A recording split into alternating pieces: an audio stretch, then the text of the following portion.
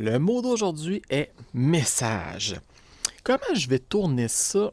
Je vais vous parler de l'ordre du carillon. C'est un groupe d'individus, des anarchistes, on pourrait quasiment les considérer comme ça, beaucoup chaotiques. Et eux, ils interagissent là, dans la Nouvelle Éphéria. Ils sont contre la cour d'Azalée, qui est un royaume féerique annexé à la Nouvelle Éphéria. Il y a un pacte avec eux autres. Mais l'Ordre du Carillon est contre ces choses-là. Leur particularité, eux, c'est que c'est sont des ménestrels, des choses comme ça.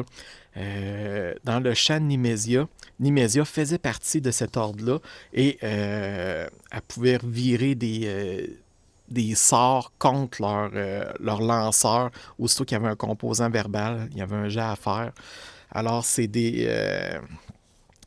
personnes qui militent contre les fées, essayent de leur nuire le plus possible, mais ils vont faire des discours, un peu de trouble, mais ils se sauvent rapidement. Là, c'est quand même, ils se cachent, ils font bien attention.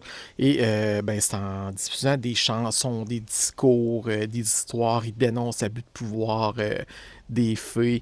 Le pacte qui fait que faut que la nouvelle Éphéria leur envoie des enfants là, à toutes, je crois que c'est les 9 ou 10 ans, des choses comme ça.